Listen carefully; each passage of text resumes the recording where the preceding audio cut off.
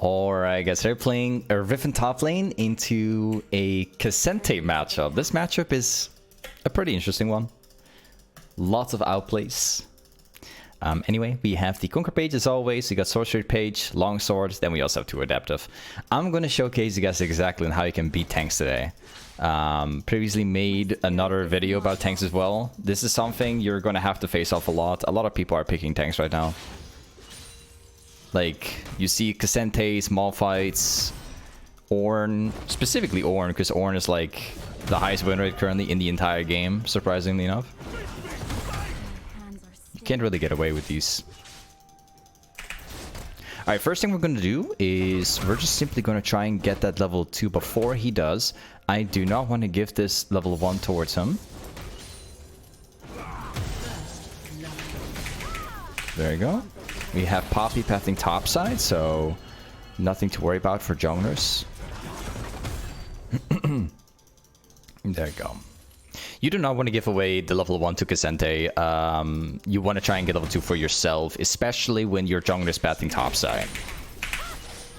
You can never go wrong with it. If you get level 2 first, level 3 first, you always get good trades off. But also make sure to keep in mind what jungler they have in the enemy team and where they're pathing to. That's very important. Ooh, that guy is low. Not bad. Good trade. So one thing that you can do with Riven is you can actually short trade like under tower, but make sure you don't get CC'd when you're doing it.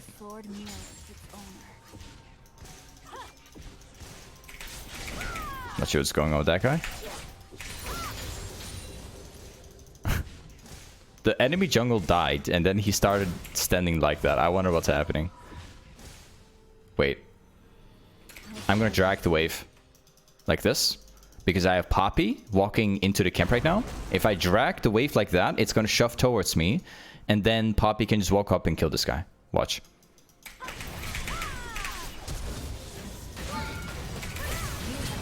Yep. Just like that, we get a kill.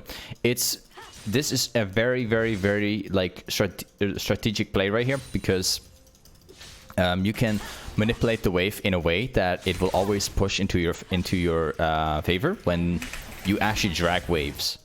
This is something that typically not many people do, but it's very important. It dramatically changes the outcome of the lane.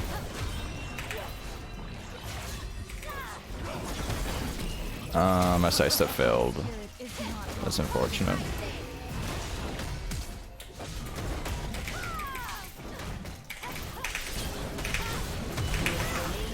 Q away from the Belfast. I think we can probably kill him as well. The wave is actually shoving into him. Oh, okay, he's dead for sure. Yeah. Oh, nice play. That was really well played by Poppy, by the way.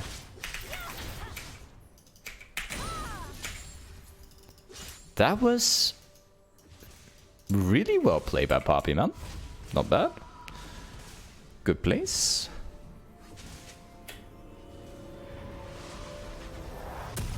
Let's see here. So, first things first, what we're going to buy is, since we're having a very good game, I'm gonna go for Tiamat.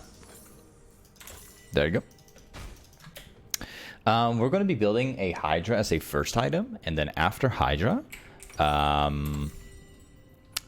we're either gonna go into a Gore Drinker setup, or we're gonna go into Eclipse, or we can go into Define, but I don't think we need Define this game. Choose your own path. I like the idea of just going with the meta build to crush this guy, since we are already 2-0.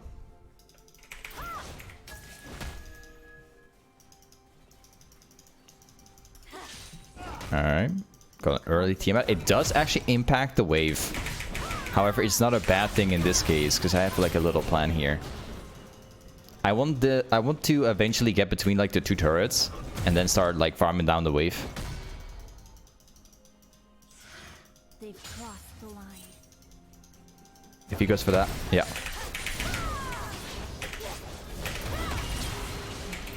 Yep, got him. So the second that Gesente uses the Q on the creep, that's like a good opportunity to go for a trade, because the Q will be on cooldown. The cooldown is very short, but if you time it perfectly, you'll always get a good trade-off. Gotta be careful though about the W. If he uses W like in perfect timing, he can actually out-trade you.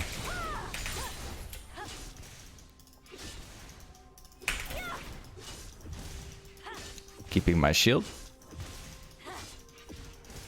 Recently got a lot of people asking the question to why I never use EW for tower because of the passive stacks. The reason why I don't do it is because I have no idea where Belfeth is. You can't use stacks randomly, guys. You can't just randomly hit your ability for no reason to just get like slightly more damage on the tower.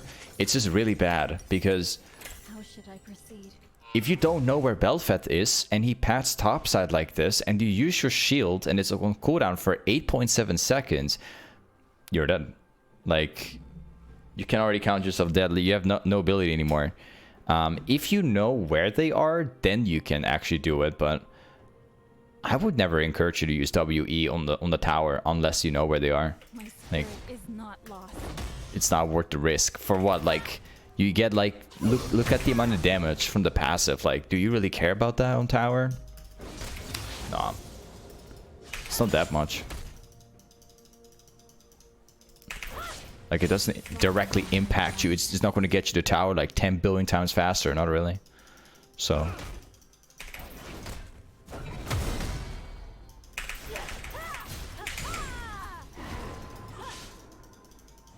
Alright. To serve the greater good. Sloan, hey, thank you for the sub, Prime man. Welcome to the sub family.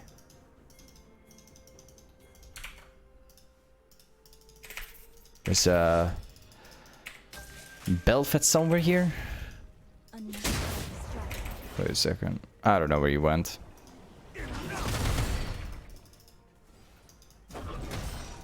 Just gonna go for that last hit. Just a timely trade. You can short trade by doing like an EW auto and then you Q backwards. It's a pretty good way of going for a trade. There is a possibility that Belfeth is actually going to gank top. So we might actually get into a 1 versus 2 here. So we have to be playing slightly more careful.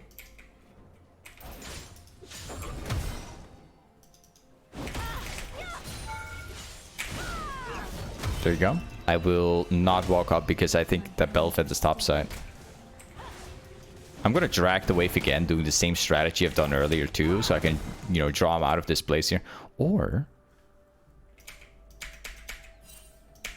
oh. Wait. I'm waiting for his Q. Choose your own. No, never mind. My jungler is on the way. I was gonna wait for his Q. Okay, there you go. I was like, he was walking up, so I pretty much just wait until he uses one ability and then you all in. Like, if you do that instead of just going in immediately, you can actually win the trade or win the all in even harder. So you always have to wait out the ability that they like when they try and farm. This is a very important thing as well.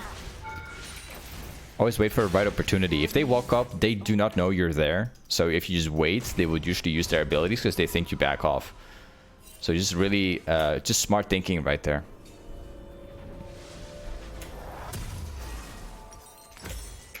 There you go.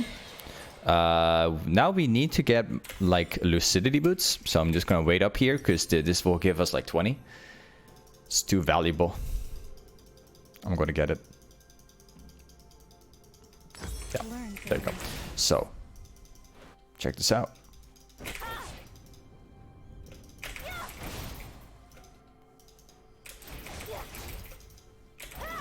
Now you will see, like, the difference. Because now we have sustain, we have AoE damage, like ability haste, you know, we have everything right now. We can not only fight him, we can actually like sit like between 2 towers and just farm everything at 1v2. You see? I don't even have to press R anymore. That's just how fed I am. There is no other Sacrifice. Actually didn't want to use some spells, but it is what it is.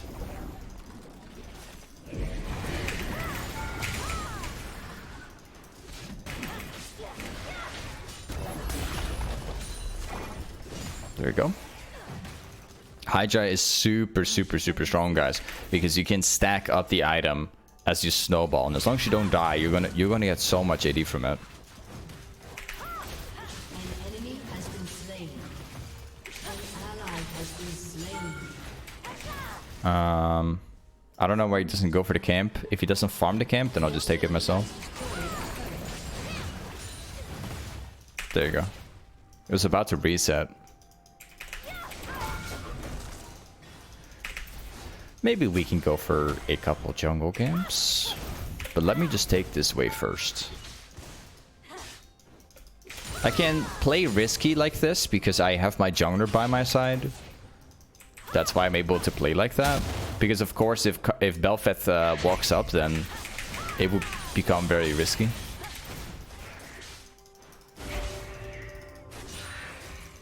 Then go back top again. The enemy got Drake, but I'm okay with it. Like, sure.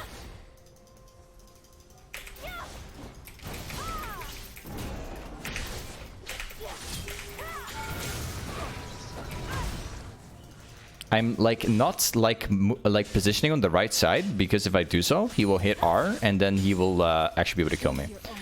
So there you go. Oh, I still died. I played that so well right there. Like, I didn't auto him under tower, so the tower wouldn't land a third hit on me, because I didn't auto attack him. So his ultimate was basically meaningless because there was no tower aggro. But then, yeah, I got quite unlucky. The first tower, he just already killed me. I had enough HP, but it was close, unfortunately. Let's go for that one. We're gonna go into Eclipse. Where's Eclipse? There it is. Burdens of the past. And then Blue Trinket.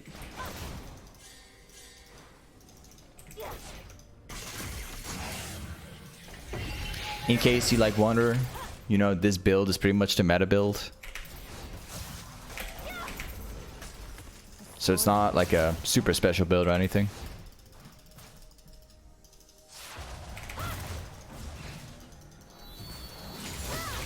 You guys probably did notice though, if you have been watching my videos a lot, you know that I play Gorginker a lot.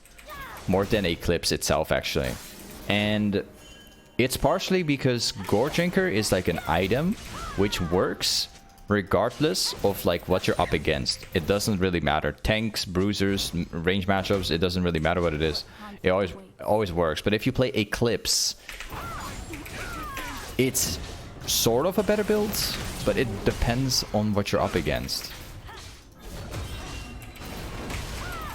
I'm just stronger. He will never beat me. But yeah, Eclipse is something you can't build every single game. Like, it's only in a like based on the matchup. That's when you can build it. Like, you're not gonna build Eclipse into a Malphite, for example. You're not gonna build Eclipse into a Renekton because he would just burst you with Blade. You know? That's basically what I'm trying to say here all the time. If you play with Gorginker, it's completely different because you have way more HP, more sustain as well. Like, they can't burst you anymore with that item.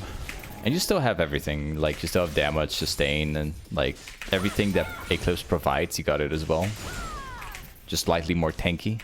Slightly less damage, but How should I proceed? I don't see it as a bad thing. Nah, I'm not gonna go for that play. I want to go for the farm, but I don't see the Bel'Veth anywhere. So, but yeah, like, this game is completely different too, because we already have 7 kills. We are already massive. We already have double the farm. So Eclipse is not bad here because I'm already having a lead. This Cassante is not gonna have a chance at me anymore. He doesn't really have abilities like a Malphite does. Like, we're not at risk of getting bursted by Cassente, because he does have a lot of CC, but it's not like Malphite. Malphite just hits R, and that's it. So it's completely different.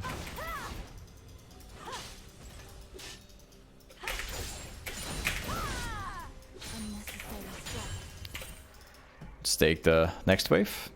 We just stay consistent with this. The Drake will spawn in 45, so within roughly 20 seconds, I'm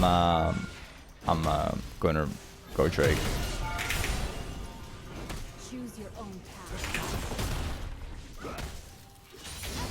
There you go. This guy can have fun farming the wave. I'm gonna go to Drake, and hopefully we can carry that one. We have flash available, plus we have ignite, and if we can kill Veigar here, then it's already a free Drake. Yeah, we got him. The Drake is already secured. It's 4 against it's 5 against 4 if Cassente shows up. So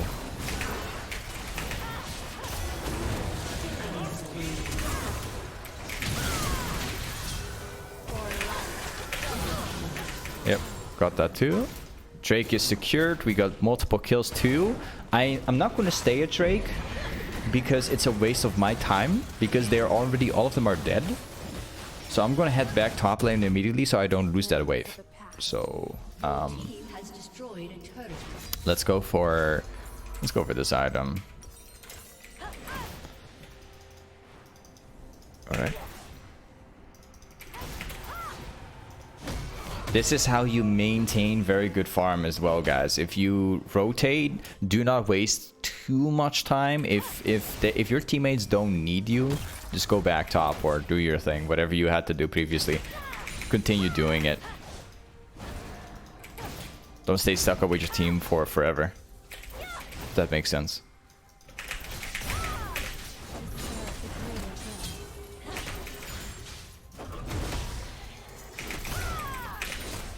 There you go. He can't run anymore. I have so many dashes that even if he tries running, he will just die. Like, he doesn't stand a chance.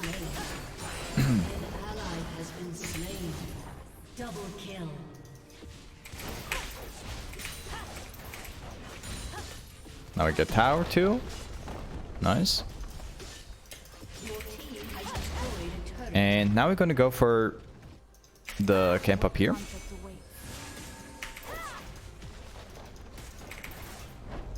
Does not seem to appear, which is fine. And then we also get kill, we get tower, we get the wave. This guy cannot jump, obviously, because I'm way too fed. So I'm not worried. I think I'm gonna go for a reset because I can go top and farm, but it doesn't get me anything. If I go reset now, I'll get my item, and then I'll be even more unkillable. So we go that. 2 long swords. We're going to be building a chain sword because they have they've got a few champions that can heal. Like Soraka can heal. Belfast has some healing. This guy has Kraken Slayer, but he might go for healing later. You never know.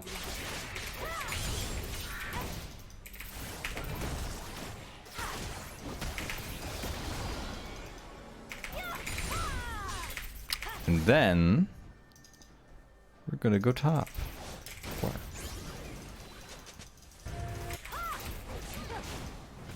I think I might be able to flank them because they might appear right here. Nah, they don't.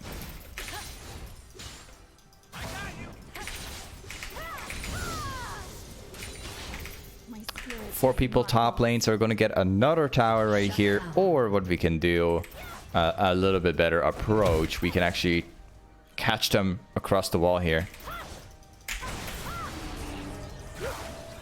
Well, my plan failed already.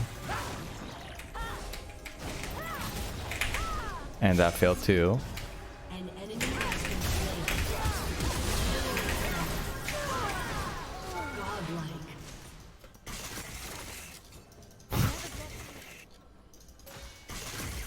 There you go. I'm not gonna do it. I was gonna all in, but never mind. I think they're gonna try and steal it. Oh, they didn't. Okay, not bad.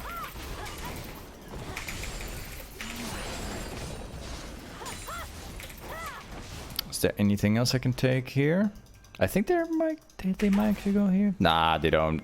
They actually went for a reset. Never mind.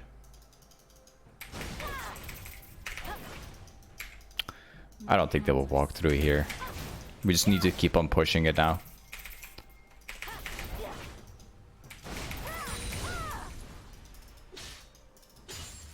I'm thinking about like a black cleaver slash spear of shojin, so we can have the maximum ability haste. Kind of thinking about skipping chainsword.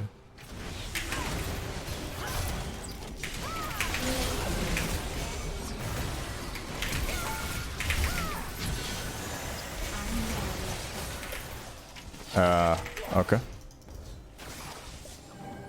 Hey, I'll take that.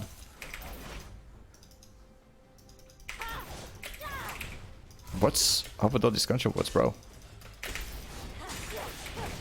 Yeah, let's go back here. Drake spawns in like yeah, 29 seconds. I'm just gonna get myself the Warhammer again. I'm gonna get myself the I want to go Kindle Gem, but I'm gonna go BF Sword.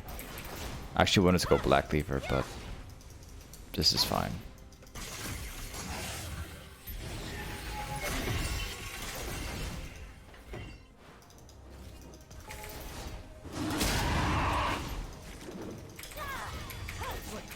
Okay, nice.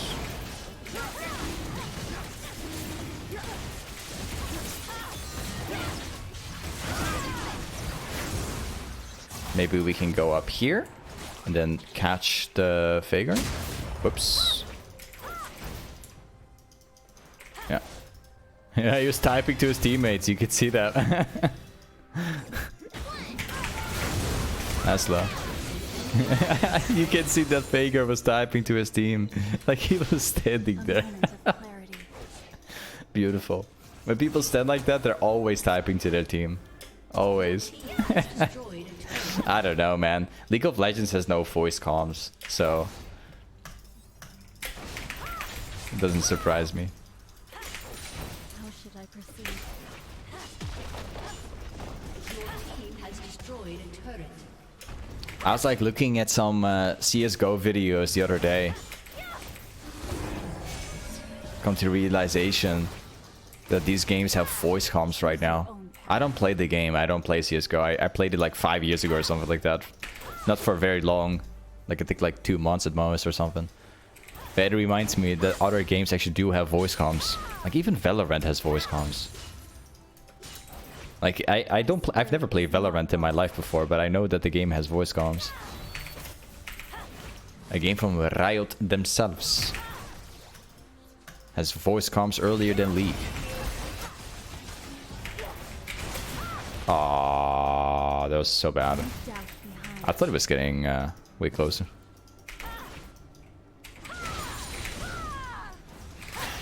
Well, we just have to stay consistent doing this, because even if we don't get objectives, they're still getting jungle camps. So they will still fall behind. An ally has been slain. An ally has been slain. You guys saying League should never have voice comms? I don't know. In my opinion, they should. My hands are stained.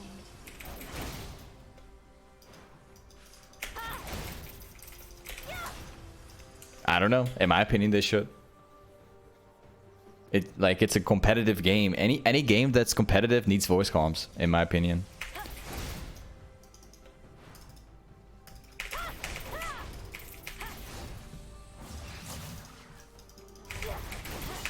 I personally think that League...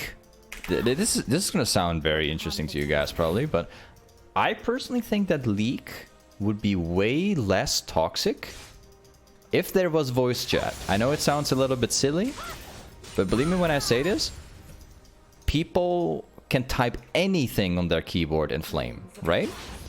But I can guarantee you that if people have to play with the microphone, they will not be as toxic as they normally are.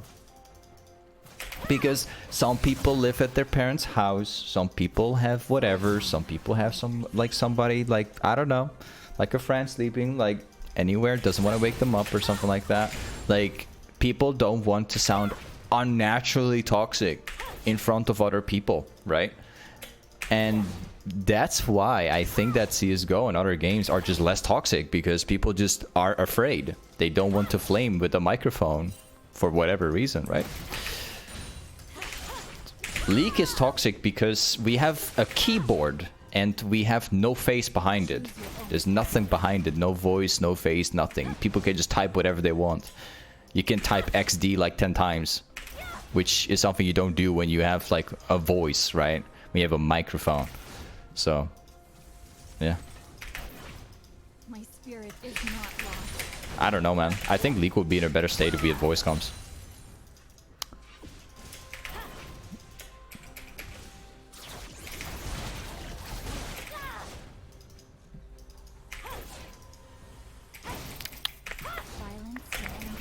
Let's get this camp here. Your turret has been destroyed. Well, I think we're gonna head back. Nah, actually, Drake spawns in 30. We're just gonna stay consistent with doing this, because if we keep the shove, we can get a free Drake.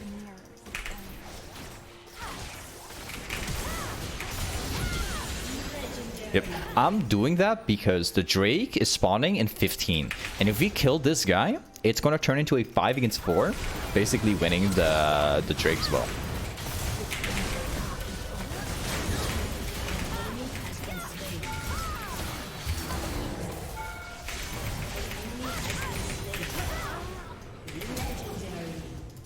Let's try.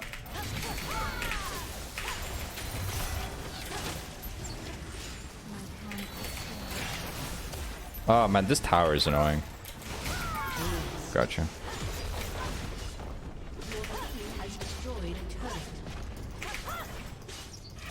Nice.